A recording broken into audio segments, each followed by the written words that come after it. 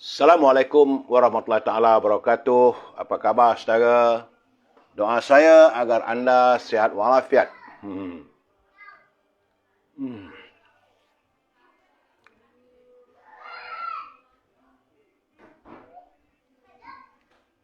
Ya, saudara Syahrul Azam, apa khabar? Selamat Hari Raya. Kerana saya menasihatkan anda supaya kalau boleh, ya, sebab kadang-kadang line ni tak berapa cantik. Sebab saya hari ni bersiaran bukan dari tempat biasa. Nafas tak akhir, panas. Memang panas sekarang, saudara. Keadaan amat memanaskan. Ya. Saudara Manli, saudara Muhammad Asri, saudara Ibrahim Cik Muda, Puan Maznah Ali. Begitu juga dengan Openg Temu, Roipa dari Dungun Terengganu. Dari Awang dah hadir daripada Tanah Merah. Kuih Seruh daripada Kuantan Pahang. Begitu juga saudara Muhammad Marzaman Mat Salim. Terima kasih. Saudara Urut Bismillah. Urut Bismillah 7. 7 dengan tambah lagi. 7 keturun ke? 7 petala langit ke? Ya. Tuan Haji Azhar belum mana? Apa khabar Tuan Haji? Saudara Abu Nem. Nizam Ijam. Apa khabar Nizam? Moga sehat walafiat. Saudara Zek Zul. Saudara Mak Syarul Abdul Karim. Begitu juga dengan Kamarul Zaman. Saya, saudara Abu Nem, Puan Hamidah Kamat. Apa khabar anda semua? Doa saya sentiasa mendoakan agar anda berbahagia bersama keluarga di hari bahagia, di hari yang mulia. Masih lagi kita merayakan Puan Hamidah Kamat, saudara Ahmad Tarmizi, kita merayakan Aidilfitri. Saudara Syukur Jamil, saudara Syahrimat, saudara Abu Nem, saudara Cahaya Rahman, Johari Rahim, apa khabar? Saudara Chang Masud Samsuri, saudara Abdul Manap Talib.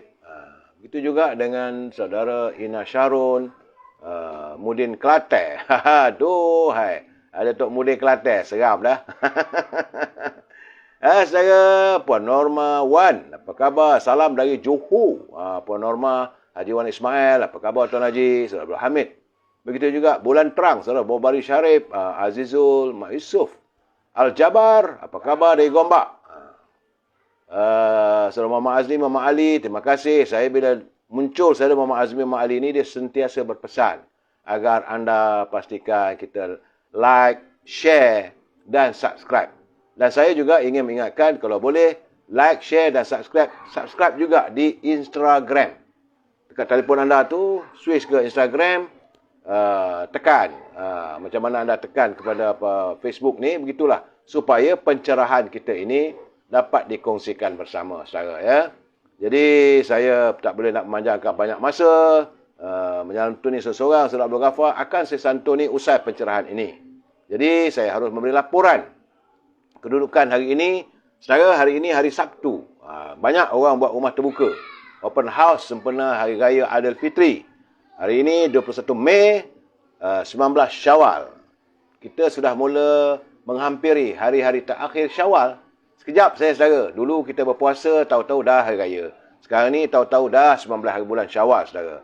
Namun, hari ini masuk hari yang ke-794. COVID-19 masih lagi menyerang bumi kita ini. Kerana menurut laporan saudara Ryu daripada Universiti Melaya, kemarin 2,124. Tapi semalam jangkitannya masih lagi 2,000, iaitu 2,063. Tak ada peningkatan, tapi jumlahnya walaupun susut, tapi jumlah yang terkumpul sudah 4,487,482 warga kita yang dijangkiti oleh virus corona. Saudara, jadi sebab itu saya minta lah, saudara datang atau pergi bertandang, ada gelap lah ni, apa hal pula ni? Tiba-tiba short, saudara. Tapi telefon saya masih ada. Kita bercakap dari dalam gelap, saudara. Tiba-tiba ini ada close circuit ataupun gangguan elektrik. Tiba-tiba, saudara, gelap gelita. Tapi saya yakin anda nampak saya, bukan? Saya harus memberi pencerahan dalam gelap ni, saudara. Macam mana nak buat ni? Tapi sebab telefon saya menggunakan line bateri dan cahaya yang kita dapat ini daripada cahaya komputer. Maka dapatlah sedikit cahayanya tu. Salam Cita Damai, saudara Warusdi. Baik, saya nak meneruskan. Terdapat 9 peningkatan, 9 negeri meningkat. Saudara Saudara tu, hold on, we are telling more followers to join your video. Terima kasih. Saudara Zamri Ibrahim, saudara Manap Matalib, ini daripada Instagram, saudara. Dan daripada 9 negeri itu 7 menurun. Di Selangor nampak agaknya susut kepada 786. Saudara, kalau berterusan, elektrik tak berapa nak ada ni kali, mungkin saya cepat habis. Itu jadi, saya tak boleh nak kata apalah. Saudara, dalam keadaan begini, saya cuma menggunakan kuasa cahaya daripada ada balik. Alhamdulillah. Orang baik-baik ni gitulah saudara. Kadang-kadang dia ada short. Sebab saya buat pencerahan bukan daripada tempat biasa, bukan dari rumah saya. Saya hari ini saudara berada di Sekincan, Selangor. Tapi saya harus mempercepatkan jugalah, sebab itu untuk e-commerce, kita sambung besoklah e-commerce tu. Cuma seperti biasa, kita terus masuk dalam segmen naluri kehidupan. Saudara Rosli, PRU 15 PH sudah hampir. PRU 15 disegerakan sebelum cacar monyet menyerang. Macam-macam negara kita ni. Saya tak tahulah kenapalah pimpinan tak mau begitu. Persahabatan, kita harus menjaga ukhuwah sama Muslim.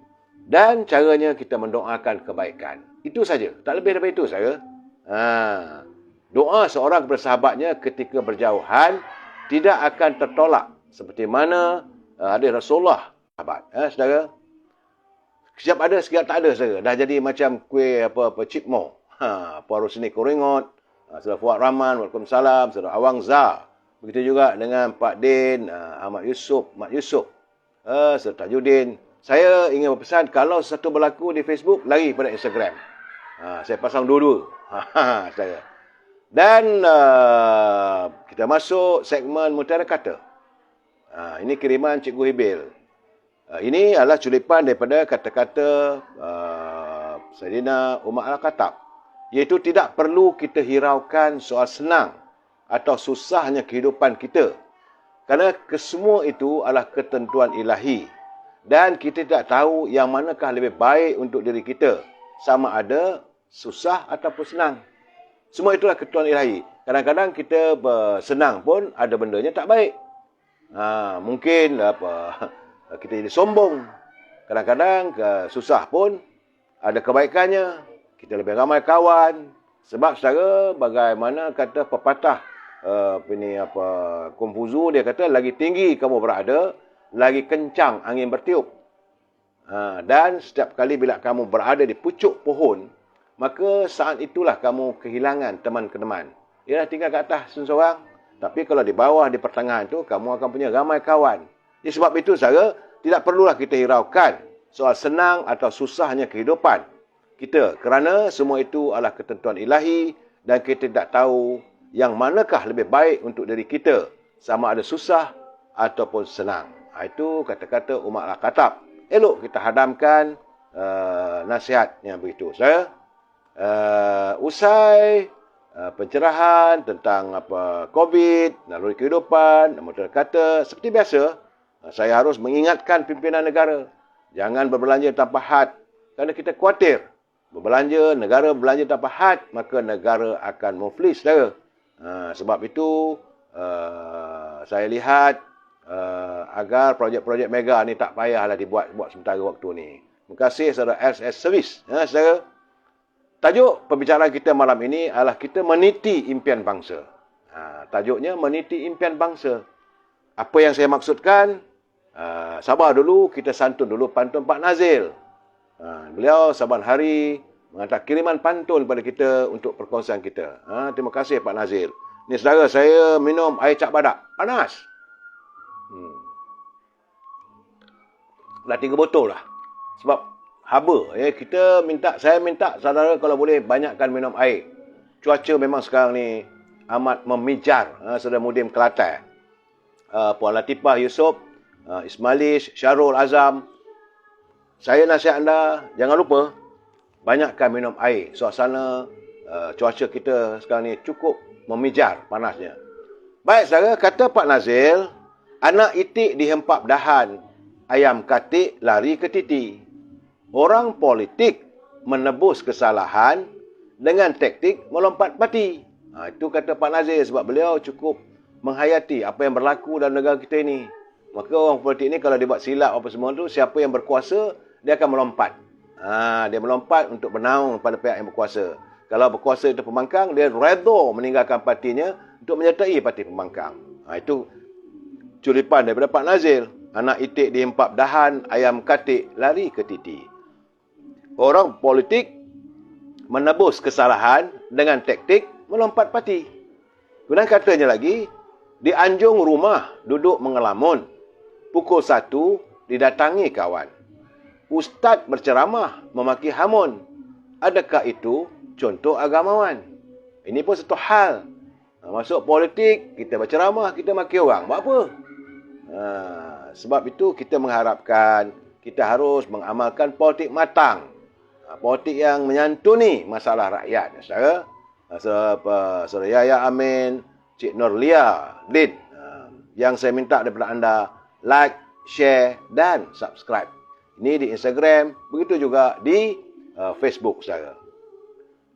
Baik saudara, usai pantun, terima kasih Pak Nazir. Saya dengan Pak Nazir ni, saya banyak tutang budi dengan beliau. Kerana tiap-tiap hari dia menghantar pantun untuk perkongsian kita. Saudara, kita masuk segmen Gedung Ilmu sedikit. Sikit aja masanya saudara, tak lama pun. Kerana orang tua dulu berpesan bahawa kita hendaklah mencari pemimpin, di mana pemimpin itu hendaklah sentiasa memegang pada syarak dan adat. Mesti menjaga kemurnian sikap. Pemimpin yang didambakan oleh bangsa kita, sewajarnya mereka adalah pemimpin yang teguh. Orang tua dulu kita. Pemimpin terdahulu juga. Orang tua dulu kata, kalau boleh carilah pemimpin yang teguh. Pendiriannya. Kerana bila menjadi pemimpin, hatinya teguh, menjalankan tugas bersungguh-sungguh, mengikul beban, pantang mengeluh, sakit dan susah, pantang mengaduh. Jadi takkan mengeluh, dia takkan mengaduh. Ini orang pemimpin yang benar-benar teguh pendiriannya, teguh imannya, duduknya kuat, tegaknya kukuh, fikiran jernih, dada pun penuh. Jika dijadikan pemimpin, tuah akan tumbuh. Dijadikan induk, orang akan patuh, orang akan ikut. Dijadikan tiang, tegaknya teguh. Dijadikan tudung, dapatlah rakyat berteduh. Memimpin negeri menjadi suluh, menjadi pedoman. Memimpin umat kita senonoh. Senonoh jadinya. Senonoh tu baiklah keadaannya. Ini bahasa orang tua dulu, saudara. Kita sambung lagi malam besok. Terima kasih Tuan Sri Johan atas kiriman buku, saudara. Ini untuk kita, kalau saudara berucap ke, gunakanlah bidalan-bidalan yang saya sebutkan ini. Kerana cantik bahasanya. Tapi kadang-kadang marah juga mereka. Senonoh dan sebagainya. Dan sebelum saya menyambung pencerahan saya harus memberi peringatan. Sebab saya tengok ada 2-3 culipan yang mereka lakukan. Suntingan, potong 10 minit, 15 minit, lari daripada maksudnya. Contohnya semalam, saya berbicara tentang ini masalah bila Yang Amat Berhormat Perdana Menteri menarik AP. Dah katanya, saya kata Perdana Menteri menyanggah perlembagaan. Saya kata lain, mereka cakap lain. Sebab itu saya katakan, mereka yang menyunting semula live saya ini, maka anda harus bertanggungjawab. Saya tak tanggungjawab. Kerana saya tak mampu untuk memantau setiap suntingan yang anda lakukan. Dan begitu juga kalau ada komen-komen anda. Semua itu harus anda pikul sendiri. Kerana pencerahan saya ini bukanlah untuk marah ke orang. Bukan saya nak mewawarkan, mengangkat seorang. Tidak.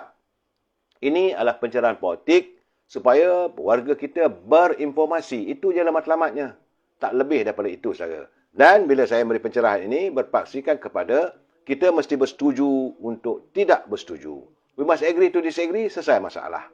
Saudara, dan santunilah setiap masalah itu dengan bahasa-bahasa yang baik. Sebab budaya kita, budaya yang kaya dengan budi bahasa, saudara. Baik, saudara.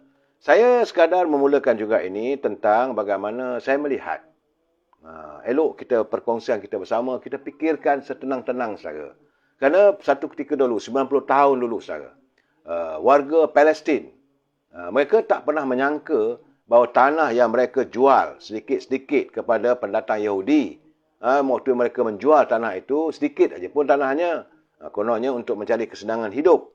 Tetapi hari ini, ia berakhir, orang rakyat Palestin hilang seluruh hak, kuasa, tanah, masa depan negara dan anak cucu mereka di tangan pendatang Palestin, itu Yahudi. Ingat itu saya. Pada mula-mula 90 tahun dulu, mereka ingatkan, jual sikit je tak apa. Perkataan tak apalah. Akhirnya hari ini, Yahudi menguasai Palestin. Begitu juga saudara, warga Islam di Kashmir, 70 tahun dulu. Mereka tidak menyangka yang bila mereka memilih untuk menyokong ataupun Kashmir itu berada bersama-sama dengan India. Mereka tidak, waktu berlaku perpisahan antara Islam Pakistan dan India. Jadi warga di Kashmir memilih India. Dan mereka tak menyangka bahawa akhirnya kini mereka dizalimi. Jadi ini harus dijadikan sempadan pada kita. Apabila kebebasan mereka dirampas, ada juga tanah mereka dirampas, dan Kashmir semua orang tahu menjadi tempat untuk pergolakan politik dan kadang-kadang berlaku pembunuhan dan sebagainya. Begitu juga saudara, 300 tahun dulu, orang-orang Champa, warga-warga Champa ni, dia dulu percaya pada orang Cina bet. Ini bet. Mereka keluar masuk berniaga di Champa. Jadi semua hal masalah negara Champa, mereka minta tolong pada orang vet ni. VIET, vet. Akhirnya, negara Champa hilang. Seluruh tanah airnya bertukar menjadi Vietnam. Dan warga Champa terpaksa lari ke Kampuchea. Ini sejarah saya. Begitu juga dengan orang Turkistan. Mereka tidak menyangka saudara-saudara Cina yang datang sikit-sikit akhirnya menghuru-harakan, mengadu dombakan serta membunuh raja mereka. Kini lenyap negara Turkistan dan orang-orang Islam Uyghur dizalimi. Masa aman dan berkuasa, kita ada negara, kita tak sayang dan kita tak mau jaga baik-baik negara kita, maka kita tunggulah. Akibatnya nanti, kita berebut kuasa, kita berebut projek, kita mengkhianati, kita saling tuduh-menuduh, kita saling tikam-menikam sama sebangsa kita. Sedangkan kita bukan tak ada ajaran, kita umat Islam. Kita ada Al-Quran sebagai ajaran. Sepatutnya kita jadikan itu sebagai amalan kehidupan kita. Tapi bacanya pun hanya untuk kalau nak hantar orang kahwin, nak buat hantar jenazah di kuburan. Waktu itu kita tengok baca Quran. Ataupun buat tahlil. Bulan puasa kelang kabutlah sikit. Lepas tu kita lupakan. Kita tidak mau mengambil pengajaran daripada Quran. Bukan saya nak membebel tuan. Jadi dah begitu sekarang ni. Orang politik sibuk untuk menagih kuasa dan sebagainya. Tapi nanti kalau kita hilang kuasa, apa nak jadi pada bangsa kita? Ini yang menjadi kekhawatiran saya. Dulu orang dah pesan. Macam di Singapura. Dah pesan dah. Jangan percaya, jangan percaya. Akhirnya orang Melayu lebih percaya. Saya tak mau cakap lebih lah sebab mereka jiran kita saya. Jadi oleh itu, warga bangsa Melayu perlu dan sewajarnya belajar pada sejarah. Bagaimana bangsa kita ini mudah diperdaya oleh musuh-musuh bangsa kita. Saudara, ini kita tak mahu kenikmatan, kebahagiaan yang dimiliki oleh kita akhirnya hilang untuk warga bangsa akan datang. Saudara, baik saudara. Itulah pesanan saya. Dan saya mendapat culipan berita katanya pada dalam bulan depan tu akan hadir musim buah durian. Jadi dapat laporan menurut kata timbalan Menteri Pertanian. Dia lebih sibuk memikirkan soal harga durian katanya akan naik skala ganda. Rakyat tak nak fikir pun. Soal harga musangking apa semua itu makanan orang kayangan. Dan rakyat nak tahu bagaimana dengan beras. Bagaimana dengan gula. Bagaimana dengan ikan.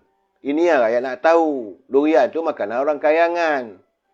Saudara, jadi bila Timbalan Menteri Pertanian mengatakan bahawa harga durian akan naik sekali ganda.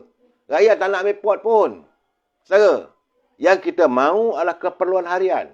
Ikan, sayur, beras, tepung, gula dan sebagainya. Harus dicari upaya bagaimana harga-harga ini dapat dipulihkan. Ini yang kita nak. Jadi sebagai timbalan menteri bercakap tu elok-elok lah. Jangan meneguk air mata rakyat lah. Saudara. Dan saudara, kita sudah pun masuk minggu yang ketiga bulan puasa. Ni saudara, saya pesan ya, jangan lupa minum air banyak. Saya minum air cap badak ni untuk menyejukkan badan. Panas. Apatah lagi bila membaca macam-macam berita yang panas-panas, saudara. Dan ada pula orang mendakwa bahawa kononnya apa yang dilakukan oleh kerajaan ni tak betul. Saya kata betul. Cuma jadi cara untuk kita menangani masalah ini, pimpinan negara harus merombak semula. Itu approve permit untuk kita mengimport makanan. Itu yang kita harapkan. Bukan dihentikan sama sekali.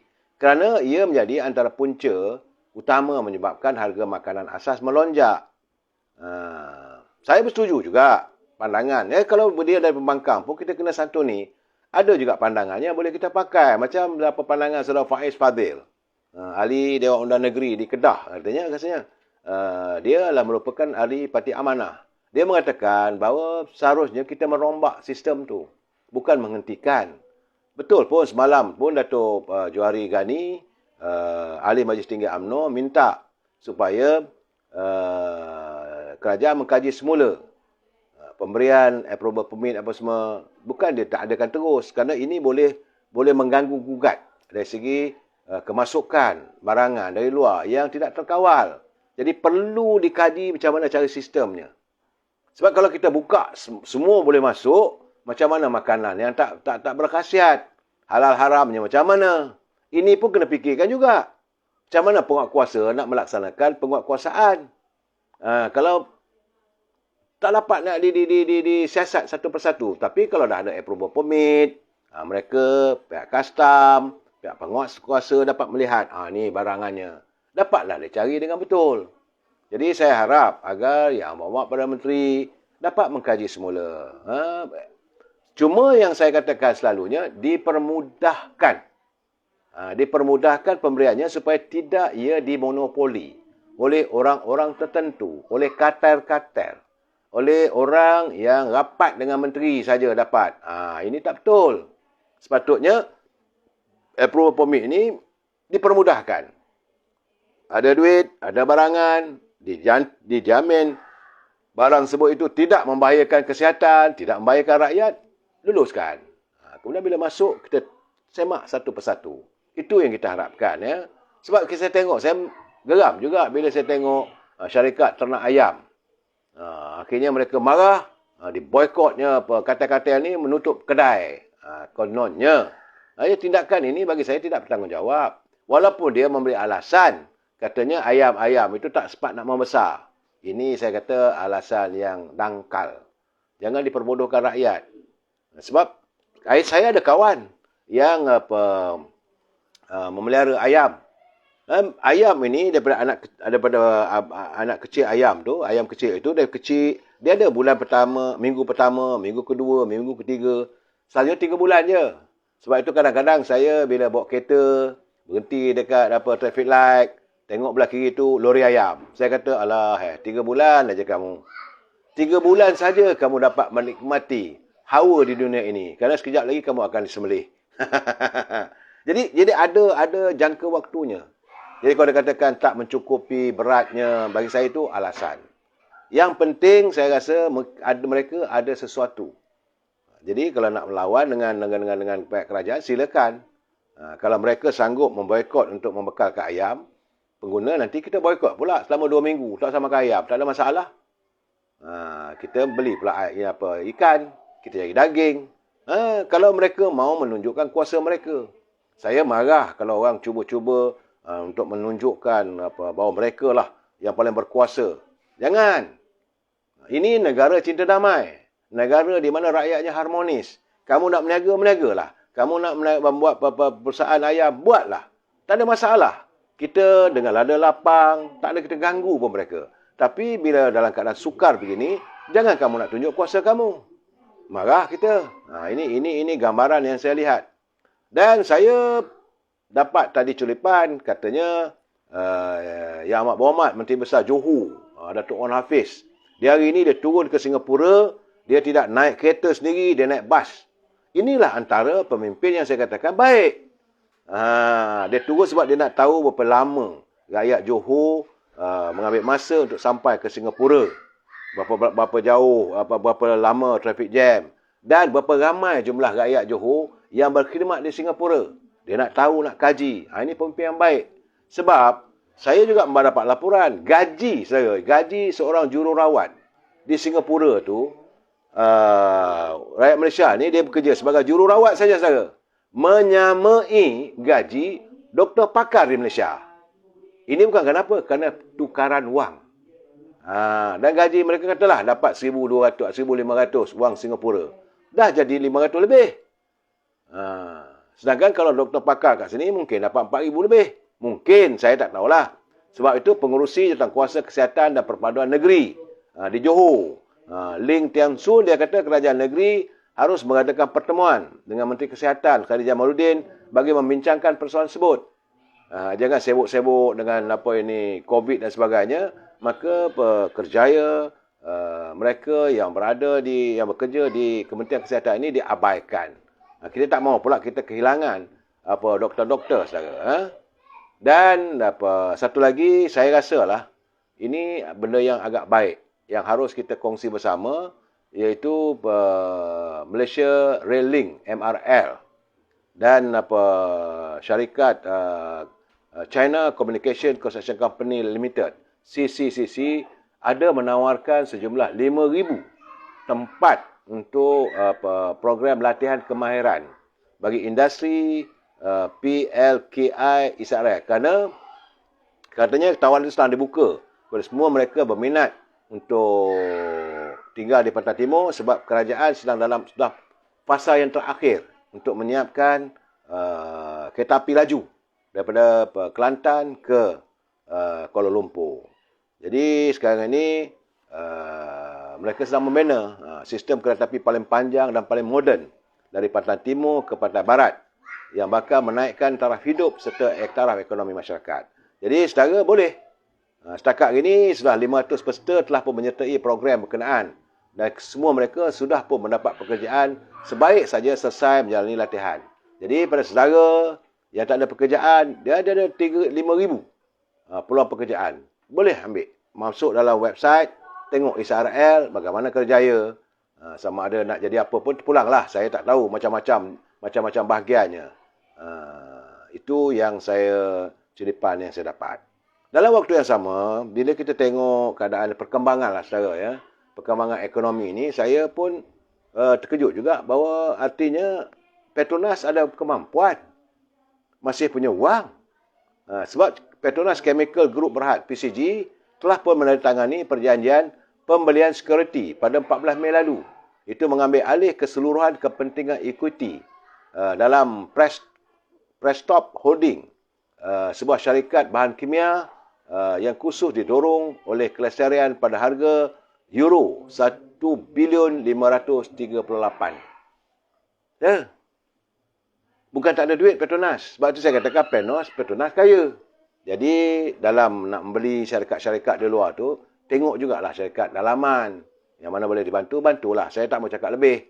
Soal Serbodinamik ke, Sapura Energy ke, banyak lagi syarikat lain.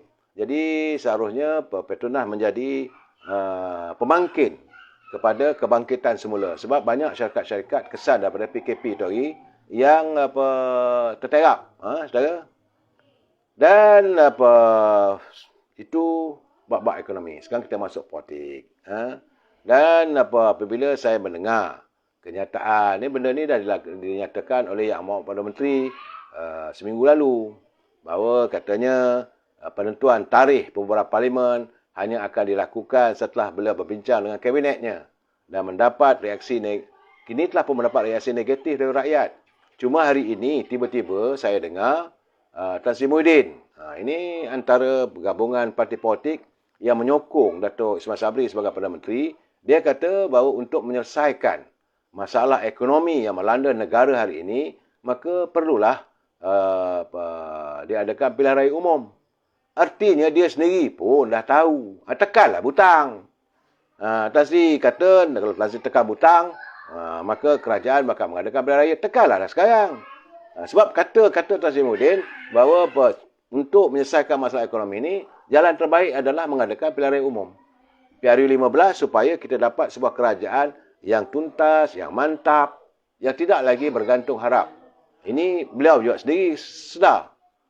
Jadi saya harap bahawa Yang Amat Perdana Menteri segerakanlah. Saudara Azhar, 9 Mei adalah hari bodoh pengundi PH, manifesto. Saya ingat ginilah saudara, jangan kita marah pada pengundi. Mereka, saudara Azhar, mereka sebenarnya dikelabui oleh parti-parti pembangkang yang menentang UMNO Barisan Nasional dengan kepelbagaian janji seribu mimpi. Saya agak marah kalau orang mengatakan ini salah rakyat. Tak boleh, saudara. Tak boleh. Kita salahkan orang. Pertama-tama sekali saya katakan salahkan diri sendiri. Kerana waktu itu dalam pilihan raya umum yang ke-14 dulu pun, UMNO Barisan Nasional pun ada juga kesilapannya.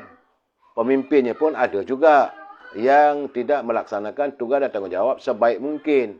Mereka ada juga yang mengkhianati rakyat. Malahan, apabila berlaku pilihan raya, bila UMNO Barisan Nasional ditumbangkan, mereka menyerlahkan lagi sikap pengkhianatan mereka terhadap rakyat. Jadi jangan kita salahkan rakyat semata-mata. Rakyat terpedaya dengan janji manis. Anak-anak muda begitu terkesima, begitu teruja. Kononnya hutang PTPTN dihapuskan. Kononnya dapat belajar percuma. Konon. Segalanya konon-konon, akhirnya apa jadi? Jadi sebab itu, sudah sampai masanya kita menerangkan kepada rakyat. Dan yang kedua, rakyat pun dah bosan dengan sikap pemimpin yang ditewaskan oleh calon-calon daripada Pakatan Harapan. Kerana kebanyakan mereka tu ada yang sombong, ada yang tidak menyantuni kehidupan rakyat. Itu sebenarnya. Tapi akhirnya UMNO yang dimasalah. Bila orang mengatakan UMNO, mereka diam diri. Mereka tidak mau membela. Bila pimpinan pembangkang mengatakan UMNO begitu, UMNO begini, mereka tidak mau memberi penerangan yang sejelasnya. Dan mereka berada dalam sindrom denial ataupun sindrom penafian. Dia in the denial syndrome. Ataupun kadang-kadang dalam kehidupan yang selesa. Ini yang saya selalu cakapkan, saya selalu nyatakan kepada Yang Berhormat Datuk Seri Presiden UMNO, Datuk Seri Zahid Hamidi. Saya katakan, beliau kena terus tegas. Jangan pandang kiri, jangan pandang kanan. Apa yang telah pun dipersetujui di peringkat Biro Politik, di peringkat Jawatan Tertinggi Pimpinan Parti, laksanakan. Jangan lagi nak fikir orang itu orang saya, ini orang kita. Tak boleh. Perlu ditukar-tukar. Jangan lagi bahasa orang Perak dia kena bertolong-tolong. Tak payah. Sampai waktu nanti bila ada pilihan raya, rakyat nak lihat calon yang bagaimana. Sebenarnya rakyat pun, sebab saya katakan, pertama-tama sekali, minta maaf, minta raya tu. Panas lah. Pertama-tama sekali, rakyat ada dendam yang tak tertunai lagi. Ini saya cakap terang kepada pimpinan parti pembangkang yang dahulu. Man, kenapa terkejut, Man? Jadi, rakyat merasakan mereka tertipu. Sebab itu, sekarang ni kalau ada pilihan raya, mereka hendak menebus balik. Sebab dalam tempoh 22 bulan, apa yang berlaku, kemudian tambah lagi 17 bulan, ternyata pimpinan yang mereka harapkan membawa perubahan dalam kehidupan mereka bukan memberi perubahan yang baik. Malahan mereka dikhianati dan menjerut kehidupan rakyat untuk hidup lebih sukar lagi. Jadi mereka dalam keadaan yang dendam ni. Sebab itu nak sangat-sangat pilihan raya. Jadi Datuk Seri Presiden, kita tahu Presiden UMNO tak ada berupaya untuk memutuskan bila harus diadakan pilihan raya umum ini. Jadi Yang Amat Perdana Menteri, hari ini Tan Sri Muhyiddin dah menyatakan bahawa eloklah diadakan pilihan raya umum ni supaya untuk memperbaiki, nak cari kesabaran politik, memperbaiki ekonomi rakyat. Saya rasa ini yang terbaik. Jangan ditangguh-tangguhkan lagi. Saya juga yakin, mungkin Tan Sri Muhyiddin menyatakan demikian kerana beliau sudah pun dapat persetujuan dengan gabungan parti-parti pembangkang. Saya rasa begitu. Tapi ini tidak menjadi masalah pada kita. Biarlah mereka bergabung. Sebesar mana pergabungan mereka, saya melihat kali ini rakyat tidak boleh diperdaya lagi. Cuma yang rakyat nak tengok, calon-calon nak diturunkan macam mana. Kalau Pakatan Harapan, kalau daripada Parti Bersatu, menurunkan calon-calon, terdiri tambah lagi di kalangan mereka yang pernah mengkhianati UMNO.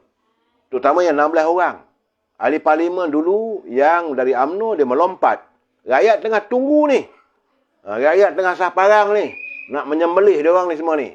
Pada pandangan saya. Bukan lebih betul, tidaklah. Maksudnya, rakyat tengah tunggu. Tunggu kamu. Aku nak kuburkan kamu. Itu dendam yang ada pada rakyat. Dia akan umbi. Saudara, jadi apa kita takut? 16 orang. Begitu juga puak-puak yang bersama dengan Azmin Ali. Kalau selama ni mereka menang atas tiket Parti Keadilan. Kemudian mereka melompat. Melakukan tindakan langkah Sheraton, berlaku pengkhianatan. Warga Keadilan pun tengah sah parang ni. Kau tunggulah, Min. Kau tunggulah, Zuraidah. Sampai masanya, kalau kami tak dapat memenangkan calon daripada Keadilan, kami pastikan kamu kalah. Jo, UMNO ambil kesempatan. Cuma, yang kita nak tengok, calon-calonnya macam mana. So, Yaakob, Din cakap takut ada ulat sebalik mi. Itu biarlah Din tu. Dan jadi, saya rasakan sekarang ni, bahawa dalam keadaan kedudukan UMNO Barisan Nasional, memang ke depan mendapat keyakinan rakyat. Tetapi bersyarat. Bukanlah orang yang sama. Bukan orang yang dah kalah itu hari, diturunkan lagi bertanding. Rakyat dah tolak, kita cari calon baru. Muka-muka baru, wajah-wajah baru yang lebih meyakinkan. Saudara Syed Syarafuddin Al-Yahya, tunggu PRU. Memang semua menunggu.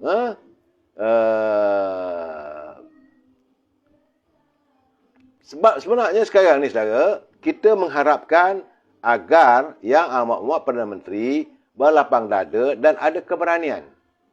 Tak perlulah mengatakan bahawa nak jumpa dengan kabinet. Tak perlu. Saudara, kenapa UMNO mahukan PRU lebih awal? Kerana majoriti ahli UMNO, kita menuntut pelaksanaan pilihan raya umum dia akan lebih awal sebab struktur pentadbiran kerajaan pusat yang hari ini bukan diperintah oleh UMNO sendiri secara total. Dan ini tentunya menyukarkan untuk Yang Amat Berhormat Perdana Menteri melaksanakan setiap jajaran ataupun apa yang diputuskan oleh parti. Untuk kebaikan rakyat, sukar. Kerana UMNO cuma ada 42 kursi saja. Sebab itu UMNO menuntut diadakan pilihan raya awal. Soal menang kalah kemudian. Cuma saya nak bagi tahu kepada Yang Amat Berhormat Datuk Ismail Sabri, lagi lama kamu menangguhkan pilihan raya ini bukanlah memberi keberuntungan pada UMNO Barisan Nasional. Hari ini, saudara, memang kalau saudara lihat pemilihan parti, jawatan-jawatan dalam Parti Keadilan, berduduk belah diorang di Ulu Selangor, bergaduh, di Selangor bergaduh sekali. Sebab mereka yakin untuk menang, dapat jawatan dalam parti itu, mereka je calon boleh menang. Sebab itu sekarang ni, pemilihan dalam peringkat parti, cabang, keadilan, diperhati orang dan ramai nak menyertai kerana mengharapkan kalau dia menang, sama ada saya dengar di Tambun sampai report, sampai ada laporan SPRM. Itu bertanding label ketua cabang aja. Kalau kita UMNO ni label ketua bahagian. Sampai laporan SPRM, sampai ada kereta kena simbah dengan cap merah. Kita mak hebat ni Parti Keadilan ni. Sebab mereka yakin kerana kalau dapat jadi ketua di cabang, mereka akan dilantik sebagai calon, boleh menang. Sebab itu kita kena jujur. Mak Sepana, UMNO saya terbaik. Itu jelas. Memang berjelas saya katakan. Kita bila ada pemilihan, tak adalah pula nak angkat kursi, balik kursi. Itu bukan budaya UMNO. Cuma dulu pernah berlaku sekitar tahun 90-an dulu. Adalah, tapi ketua bahagian terpaksa ambil pistol, tembak tembak untuk menenangkan keadaan. Itu je lah. Kerana ketika itu mereka merasakan siapa saja yang dipilih sebagai ketua bahagian dialah akan jadi wakil rakyat. Begitulah juga sekarang ini berlaku dalam Parti Keadilan. Tapi hari ini UMNO mengadakan pemilihan, walaupun ada cabaran, tapi dengan tenang. Namun begitu, ramai orang sudah berhasrat untuk mengekalkan jawatan kalau dia tu Hezri Zakiah. Hebat sungguh PKR. Betul. Sebab banyak orang dalam UMNO ni, kalau dia jadi ketua bahagian, nak mengekalkan jawatan dia. Nak jadi warlord. Kerana dia yakin bahawa boleh menang. Ini yang saya katakan bahaya pada UMNO. Kerana kalau anda terlalu selesa, maka rakyat akan membuat perkiraan ataupun rakyat akan buat perhitungan. Rakyat tak suka melihat orang yang terlalu selesa pada jawatan. Mereka hendak melihat pemimpin yang sentiasa bersama dengan rakyat. Mereka bukan mahu melihat pemimpin menyantuni rakyat. Mereka mahu lihat pemimpin yang menyantuni masalah rakyat. Ini yang selalu saya tekankan setiap malam. Tapi hari ini saya lihat sekarang ni, budaya di dalam Parti Keadilan ni, hebatlah sekarang ni. Report polis, cuma tak dengar lagi. Ada itu lagi, tak dengar lagi, balik kursi. Tapi, kalau di Kelantan, bergocoh dah. Ada dah ni. Saudara. Kita cuma ada masalah di Kelantan tu lagi, masalah perebutan UMNO punya bangunan. Bangunan sendiri pun orang lain ambil. Itu yang berlaku di Tanah Merah. Itu terpulanglah pada pihak berwajib untuk menentukan siapa sebenarnya yang berhak berhubung dengan bangunan yang ada di Tanah Merah. Itu saja. Tapi Parti Keadilan bergaduh di sana, bergaduh di sini kerana mereka yakin untuk mendapat memenangi jawatan dalam parti, maka mereka akan dipilih sebagai calon dan boleh jadi wakil rakyat. Kononnya.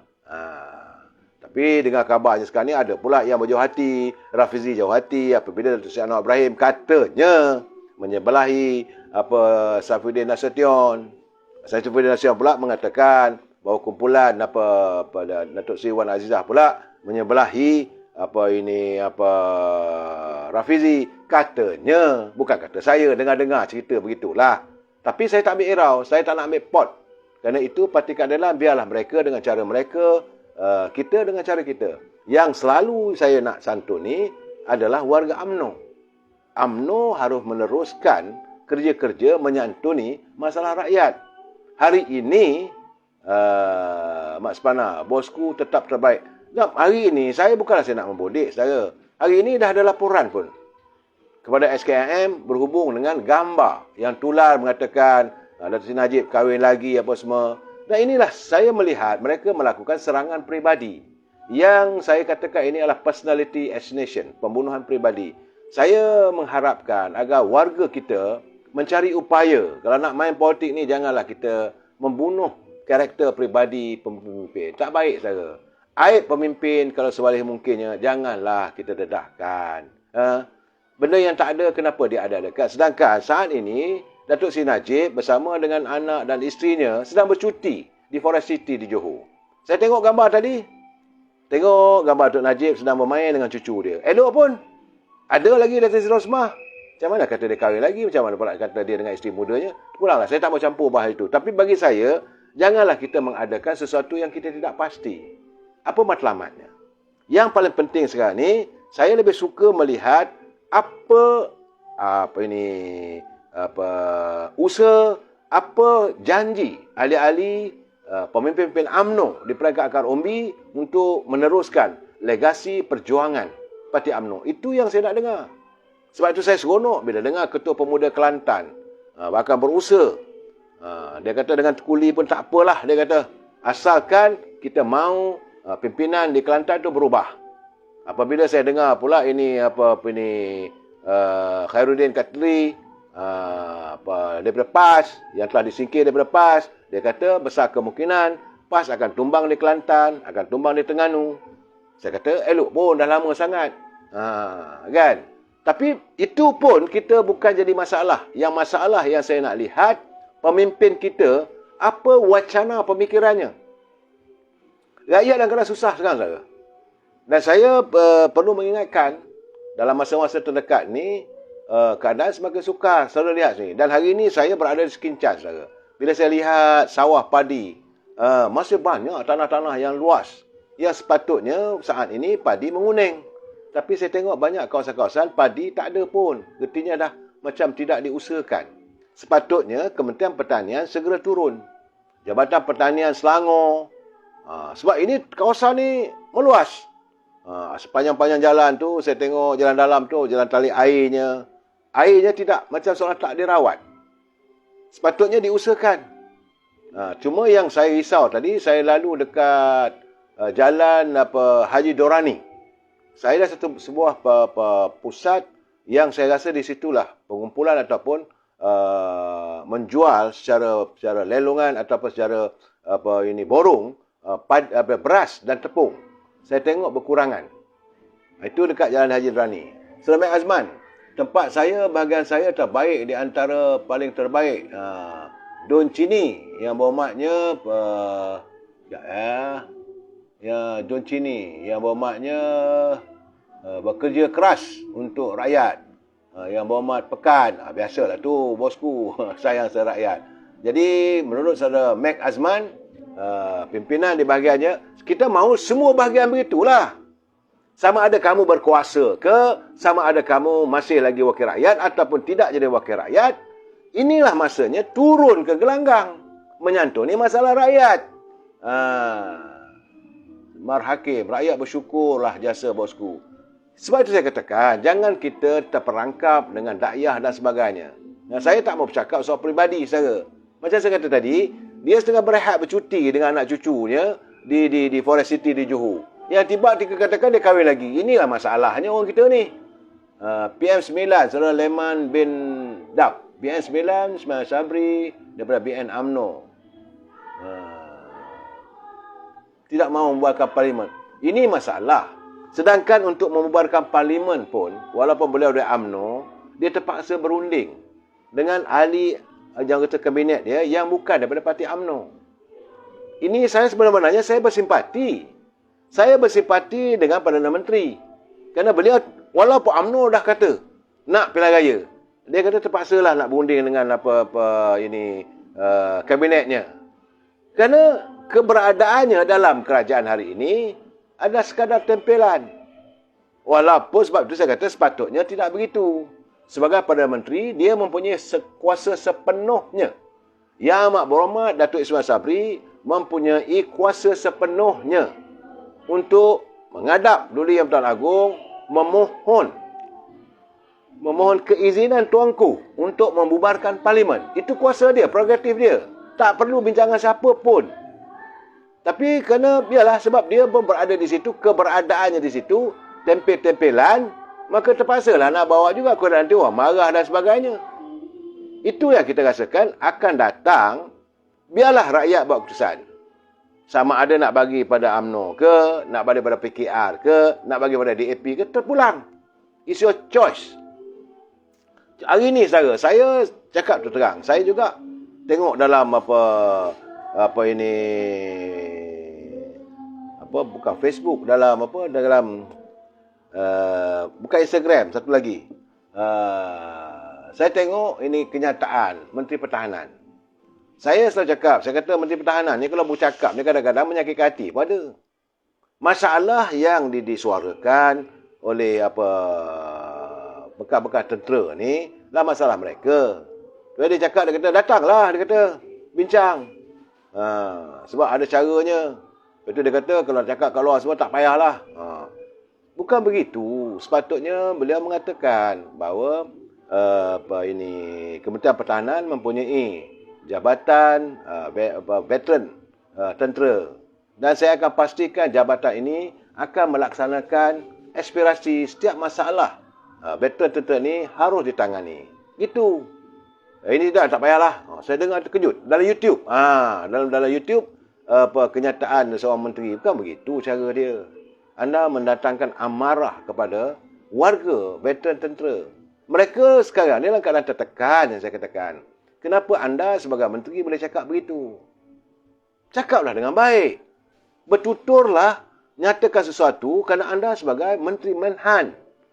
Warga veteran tentera mengharapkan sentuhan anda. Ini masalah saya nampak sekarang ni. Kadang-kadang menteri daripada UMNO Sedar dirilah. Perdana Menteri pun sekadar tempel-tempelan. Janganlah cakap begitu. Jangan secara sombong. Jangan secara angkuh. Veteran UMNO minta supaya dikaji ataupun dibantu mereka. Sepatutnya, kalau saya lah, patutnya Jabatan Veteran Haiwan Angkatan Tentera ni digesa untuk mengkaji sepenuhnya setiap permintaan. Ini sebenarnya kenapa mereka membuat kenyataan, mahu mengadakan demonstrasi, unjuk rasa, kerana mereka merasa tertekan. Veteran-veteran tentera ni, macam saya katakan, mereka pernah berjasa pada negara. Kalau setakat kamu ugut, dia orang tak pernah takut. Ini Cik Lat. Syamuddin ni tak boleh pakai kadang-kadang saya katakan kenyataannya. Jangan mengundang amarah kepada veteran-veteran tentera. Dia orang tak pernah takut dengan sebarang cabaran. Kalau kamu punya kenyataan itu dilihat seolah mencabar mereka, jadi masalah nanti. Sepatutnya tangani dengan baik. Cara orang Melayu, budaya bangsa kita. Mana ni? Aziz Mat, pemimpin UMNO buat kek besar. Saya bersetuju. Jangan kata parti saya, pemimpin dia. Dia nak buat kek besar, dia nak sapu sendiri. Tak boleh begitu. Ni siapa ni? Saudara Alias Abdul Latif, tak makan ayam, bukannya mati pun. Betul, apa kita risau? Ini beliau menyatakan, masalah veteran ni dah lama. Saudara, masalah veteran ni dah lama sebenarnya. Mana dia ni? Masalah veteran dah lama, tak selesai. Bila PRU15, veteran tak sokong. Ini saudara Hazi Zakiah.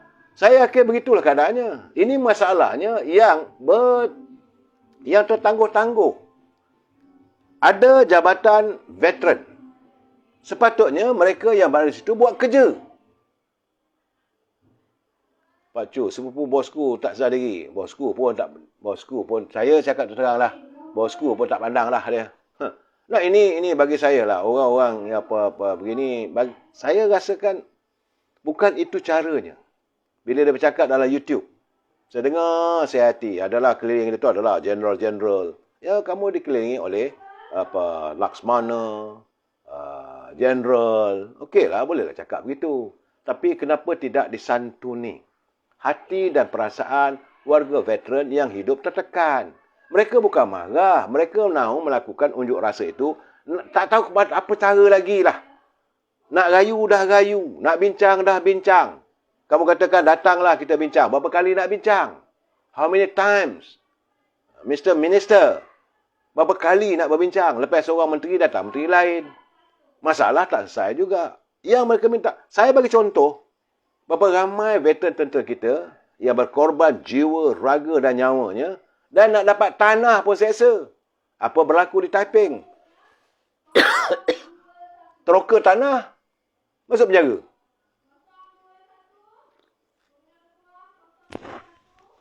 Itu berlaku di Taiping. Saya tak masa sibuk-sibuk kes Musangking dulu. Kenapa tidak kita cari banyak lagi tanah-tanah kosong yang kita boleh fikirkan bersama. Contohnya di Sabah, di Sarawak, banyak tanah. Di Pahang, banyak. Begitu juga di Kelantan. Yang ditarah hutan-hutannya. Di Perak pun banyak lagi. Kita temu dengan veteran-veteran ni, siapa yang nak dalam mengusahakan pertanian.